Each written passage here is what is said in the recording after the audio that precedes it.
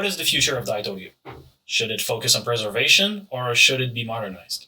Hello everyone, my name is Mark, and today we're answering a question I have received from a Daito-ryu practitioner currently living in Russia. Here's the question. What is the future of Daito-ryu and perhaps other koryu amongst modern martial arts? List is provided here: MMA, Brazilian Jiu-Jitsu, Kudo, which happened to be a combined martial arts combining judo and Kyokushin karate. Should it absorb something from the modern ways of attacking and defending, as it has done for centuries, or should it stay apart and focus on preservation? So, thank you for your question. I will be answering your question backward, starting from the end of it. It's a pretty elaborate question. Could go in many directions. There's a lot to cover here.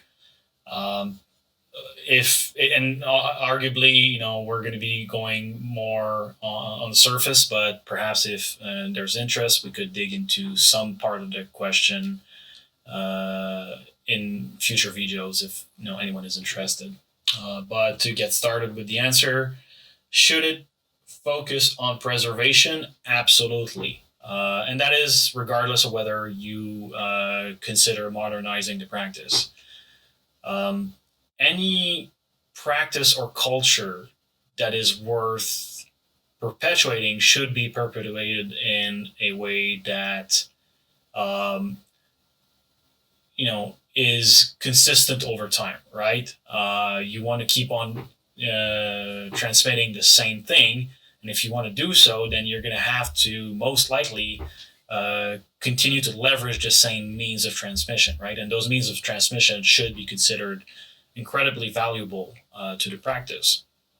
So, and arguably, if you practice a martial art that has been conveyed in a specific way for decades over decades, and in some cases centuries over centuries, then the way it's being transmitted and what is being transmitted should be preserved. Otherwise, might as well go practice something else, perhaps.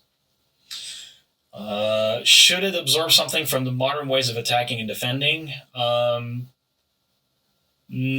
don't think so. And I will focus on the word absorb here. Now, if we're speaking of the kata training, right, and the kata as they stand today, the kata crystallize concept and body mechanics and a mean to convey certain wisdom and a certain sense of things, right? A certain feeling of things. If you change the attack, it's going to change your response. So if you say, well, we want to make the attack more modern somehow, then chances are it's the response that's associated with it. Maybe not the technical part, but some part of that response will stop making sense. And so the lessons being conveyed are going to get lost.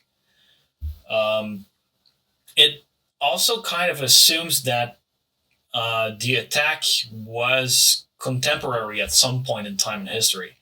In the sense that it used to be how people attack. And that makes absolutely no sense if you think of it. Take Taninzudori, for instance, multiple attacker against a single opponent. It's not like if centuries ago, people just attacked all at once. That's not how it was done. It's not how it was done then. It's not how it's done today, right? The reason why everyone attacks at once is because it makes sense as part of the practice, right? In isolation and in abstract. So it's a good practice tool, but it's not meant to be representative of a, day-to-day situation where you need to handle multiple opponents. I think that should go without saying, really. But, it seems like some people out there think that this is how we practitioner of Daito-ryu think that attackers are going to attack. No, it's not. And it's true for multiple attackers. It's true for a single attacker, grabbing in a very specific way and, doing their attack in a very specific fashion. And often in ways that are unrealistic to begin with anyway. Again, those attacks are meant to allow for the standardized practice of a certain combination meant to convey a certain knowledge and wisdom and feeling, and to help drill certain body mechanics considered useful for um, uh, you know combative situations. So it's just a tool, and that you have to keep that in mind when you're practicing. With that said, experimenting with some form of sparring, randori, or whatnot, I think can be interesting. It's not really part of the tradition in terms of custom, but it can be done to some degree. In my experience, you can do some situational sparring where you set up a given situation, and then see how what kind of response would come out, right? And I think that's quite useful to the practice. It's a good way to kind of get a feeling of what would work, what wouldn't work, and it's interesting to learn from that. But to go and modify the kata, I think would be a mistake, right? So maybe in that sense, in that little space, to go and say, well, instead of focusing on drilling today, we're just going to try to experiment on some form of situational sparring, and in there include attacks that are non-conventional to the tradition, but instead, include attacks that would come from other practices, or just something you've seen somewhere, in a postmortem video, or whatnot. That could be interesting, I think. Um, what is the future of Daito-ryu and other koryu amongst modern martial arts like MMA, BJJ, and Kudo? I'm not sure exactly how to answer that question from a generic standpoint, so I will make an assumption here. I will assume that what is being presupposed here is that modern martial arts tend to be combination based, and basically mixing and matching the best of multiple worlds, and thus perhaps Daito-ryu should be doing the same.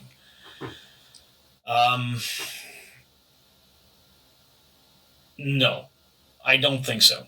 I think the future of Daito-ryu is to basically, continue generation after generation to kind of slightly fluctuate and adjust and adapt a little bit, and change in ways that are idiosyncratic to every generation. But otherwise, I think the core is pretty much going to remain rather steady. For a number of reasons. Number one, because I think due to the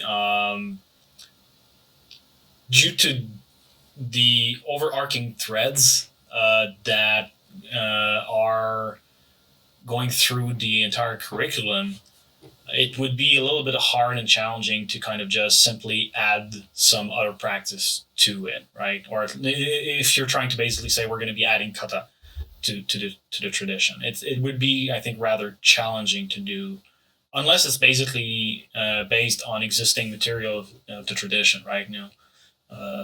But to go and say we're going to be including practices from another martial art, and then try to make a kata that is Daito-ryu looking with it, I think would basically be more confusing than anything else. Moreover, it's important to keep in mind that certain practices can be perfectly fine, but and be still antithetical, and in the sense that they wouldn't work together, right? Or something would, or some wisdom would be lost. Here's a good example. Should we include newaza and ground fighting in Daito-ryu, right?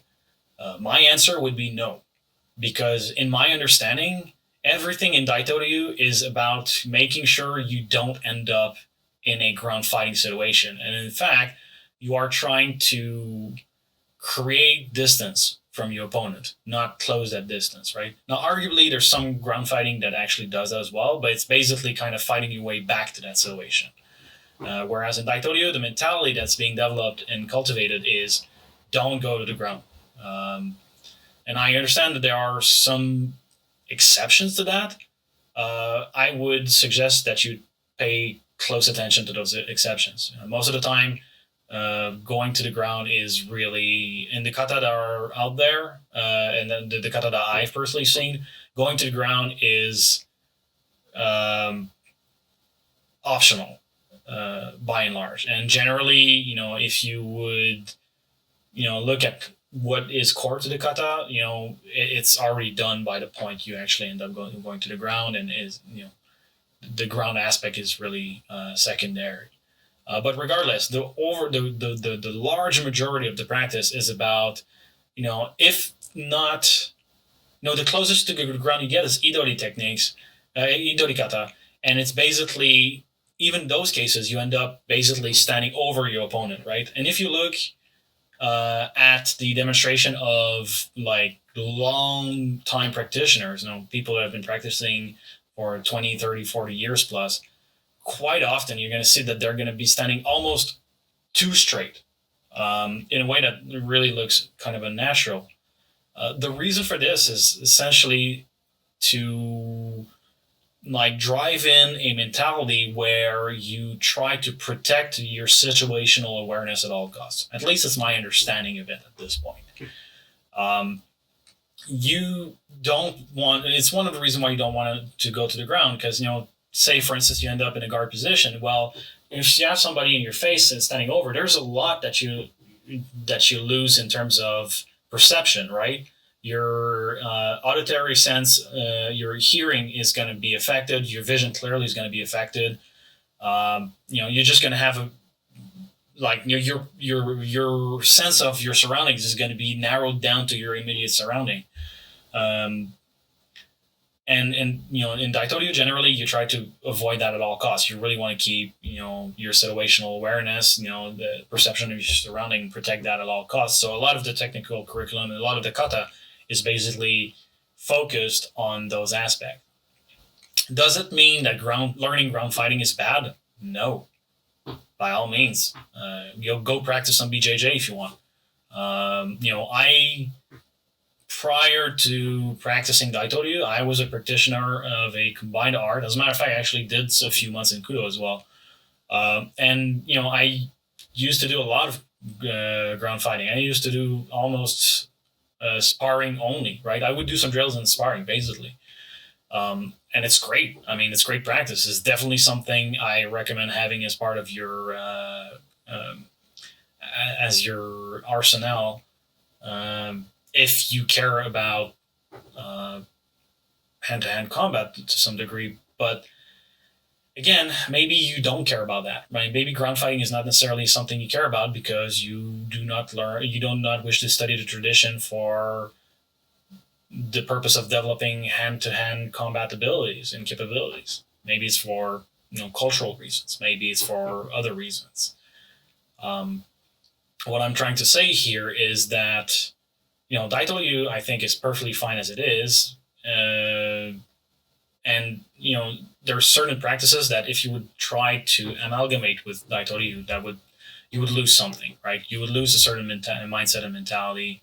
It would change the tradition for the worse, in my opinion, not the better.